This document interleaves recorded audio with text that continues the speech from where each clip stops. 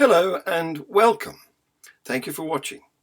Some years ago, I attended a lecture in London given by one of my heroes, Professor Prof Pinker, and this video is based on the notes I took.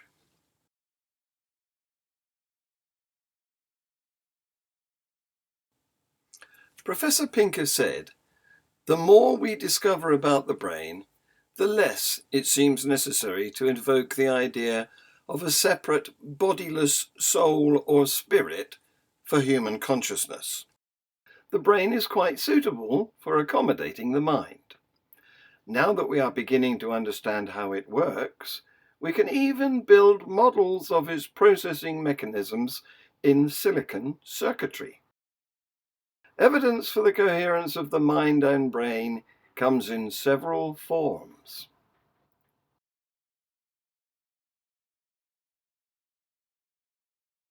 Operations on patients undergoing brain surgery using tiny electrodes to deliver micro jolts to specific brain areas have caused stimulations of limbs and sensations that conscious patients have been able to report as indistinguishable from reality.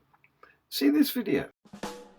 In terms of what the surgery is all about, the goal here is to make certain that we have an electrode that works in an area of the brain that is responsive for the behavior that we want to modulate. And so when you think of making analogies, say, to a moonshot, well, how do you get something to the moon and how do you verify that it's on the moon? And there are analogies to that. First and foremost, there is guidance. You have a guided missile that sends you off. In our case, we have a navigational system that's called the Stealth Station. That was initially invented and developed here. We built the first one in my basement, actually. And this is a device that allows us to actually project the electrode in a very precise path so that we know that it goes in at one point and goes to a target very precisely. And so the next thing we do is actually check the location of the electrode with intraoperative CT scan. So this can be thought of as radar. So you have guidance and radar. And so now you are actually following the electrode with a form of radar as it approaches the target to make certain that there is no deviation of the electrode as it approaches the target. And then finally, there are two functional considerations. There is some variance from patient to patient. Just looking at the structure of the brain on an MRI scan, there's not any particular a priori reason to believe that every single patient has the exact same wiring at that location. And so as you approach the area, you want to verify that that piece of tissue has functional significance for the patient. One way of doing that is to record from the electrode. The recordings are oftentimes emblematic and very distinctive when you get into the area which is responsible for a certain behavior. There can be neurons that are tracking the tremor, etc. So we record from the electrodes.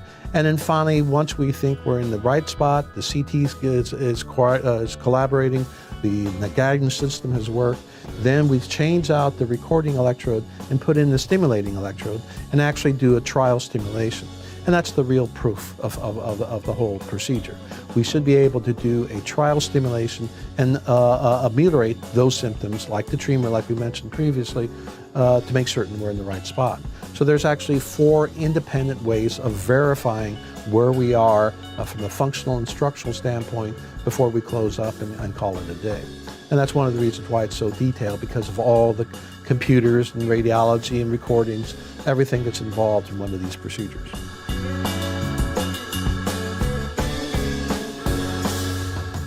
Brain surgery has come on a long way. In the early days, deliberate ablation, burning of tissue, produced predictable effects on the tendency of some patients to suffer epileptic seizures, and severe surgeries such as lobotomy produced odd disconnections like the phantom hand. But now they can identify precise locations in the brain that perform the function under investigation and target little tiny jolts of electricity through electrodes and modify the behavior through the insertion or connection to an external chip, microprocessor. It's such a difference. It's like all of a sudden you have your life back. Oscar LaSalle has a renewed zest for life. I would say I feel normal. I really do. Normal might not seem like a major feat to some, but for this 76-year-old, it's huge. I was just all over the place and I couldn't control it. He has essential tremor, an often overlooked neurological disorder that causes involuntary shaking. He also has Parkinson's disease, which he says is manageable. The tremor, however, had become unbearable, making daily tasks like eating nearly impossible. It got to the point where I was very self-conscious, and it was embarrassing. And I really didn't want to go out where there were too many other people. It got so bad, he avoided going out to restaurants altogether.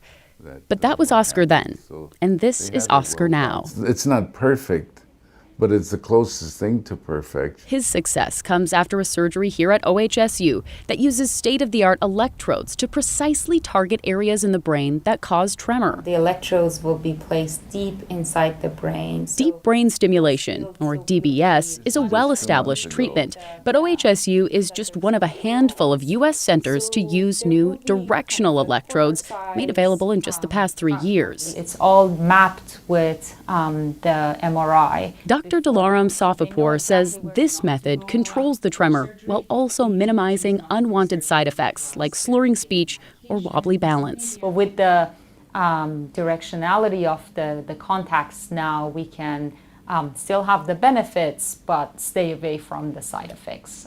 So this has been the biggest advancement over the past several years. We caught up with Oscar during a programming session with Dr. Safapur, adjusting the controls of brain stimulation to minimize those side effects. I feel it tingling Right there. So I know I have a side effect right there, and we'll go back where the tremor was well controlled and I didn't have any side effects. Oscar is learning how to program the electrodes as well to control his symptoms from home. Just a few months after surgery, Oscar is ready to get back to the things he loves, like flying. And he's even planning a cross-country trip with his 2 grandsons this summer. But I enjoy everything that normal people enjoy, and it's nice to have that freedom. Of course, brain surgery is very invasive, but it doesn't have to be like that. Modern electroencephalographic caps have enabled patients to control robots by thinking.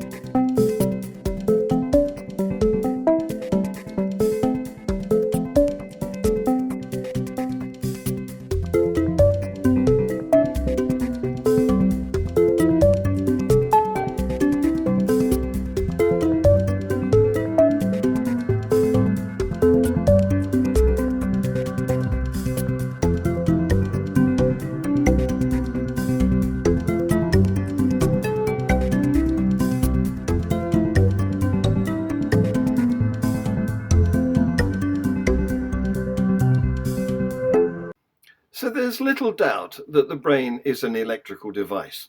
There's transcranial magnetic stimulation, there's electroconvulsive therapy, there's functional nuclear magnetic resonance, all now pointing to the fact that the brain works using electricity, at least in part. But that's not the whole story. It's also a chemical device. Psychoactive drugs can influence the brain and change its mood, even cause visions. Most people will take a pill, receive an injection, or otherwise take some kind of medicine during their lives. But most of us don't know anything about how these substances actually work. How can various compounds impact the way we physically feel, think, and even behave? For the most part, this depends on how a drug alters the communication between cells in the brain. There are a number of different ways that can happen. But before it gets into the brain, any drug must first reach the bloodstream on a journey that can take anywhere from seconds to hours, depending on factors like how it's administered. The slowest method is to take a drug orally, because it must be absorbed by our digestive system before it takes effect. Inhaling a drug gets it into the bloodstream faster. And injecting a drug intravenously works quickly too, because it pumps the chemicals directly into the blood. Once there, the drug quickly reaches the gates of its destination, the brain. The entrance to this organ is guarded by the blood-brain barrier, which separates blood from the nervous system to keep potentially dangerous substances out. So all drugs must have a specific chemical composition, which gives them the key to unlock this barrier and pass through. Once inside, drugs start to interfere with the brain's normal functioning by targeting its web of neurons and synapses. Neurons are brain cells that have a nucleus, dendrites, and an axon. Synapses are structures placed along the dendrites or the axon, which allow the exchange of electrochemical signals between neurons. Those signals take the form of chemicals called neurotransmitters. Each neurotransmitter plays different roles in regulating our behaviors, emotions, and cognition, but they all work in one of two ways. They can either inhibit the receiving neuron, limiting its activity, or excite it, creating a new electrochemical signal that spreads throughout the network. Any leftover neurotransmitter usually gets degraded or reabsorbed into the transmitting neuron. A drug's effectiveness stems from its ability to manipulate these synaptic transmissions at different phases of the process. That results in an increase or a decrease in the amount of neurotransmitters being spread. For instance, common antidepressants, like SSRIs, stop the reabsorption of serotonin, a neurotransmitter that modulates our moods. This effectively pushes more of it into the neural network. Meanwhile, painkillers, like morphine, raise levels of serotonin and noradrenaline, which regulate energy, arousal, alertness, and pleasure. Those same neurotransmitters also affect endorphin receptors, reducing pain perception. And tranquilizers work by increasing the production of GABA to inhibit neural activity, putting the person in a relaxed or sedated state. What about illegal or illicit drugs? These have powerful impacts on the brain that we're still trying to understand. Crystal meth, an amphetamine, induces a long-lasting release of dopamine, a neurotransmitter linked with the perception of reward and pleasure. It also activates noradrenaline receptors, which increases the heart rate, dilates pupils, and triggers the body's fight or flight response. Cocaine blocks the reuptake of dopamine and serotonin, pushing more into the network where they boost energy, create feelings of euphoria, and suppress appetites. And hallucinogenic drugs have some of the most puzzling effects. Substances like LSD, mescaline, and DMT all block the release of serotonin, which regulates mood and impulsivity. They also have an impact on the neural circuits involved in perception, learning, and behavioral regulation, which may explain why these drugs have such powerful impacts. Even if some of these effects sound exciting, there are reasons why some of these drugs are highly controlled and often illegal. Drugs have the power to alter the brain's chemistry, and repeated use can permanently rewire the neural networks that support our ability to think, make decisions, learn, and remember things. There's a lot we still don't know about drugs and their effects, both the good and the bad. But those we do know about are the ones we've studied closely and turned into effective medicines. As our knowledge grows about drugs and the brain, the possibilities will also increase for treating the many medical problems that puzzle researchers today. So we're beginning to scratch away at how the brain works. But does it have the capacity to be conscious? Well, the brain is easily complex enough to perform all the functions observed in humans. It has 100 billion neurons with 1,000 trillion connections. And it's organized. Neurons are known to be arranged into and, or, and not gates, just like chips. Columns in the visual center are aligned to recognize edges. Lateral inhibition of neurons focuses images rather like Photoshop sharpening. Optical illusions reveal these structures, particularly when neurons become habituated.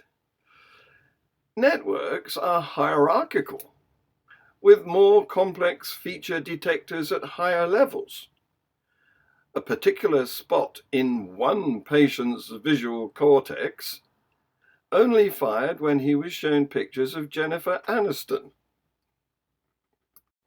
Let's face it, we've known for a long time that stroke or external injury can cause changes in the ability or even the personality of a person, physical loss of brain functions, of parts of the mind.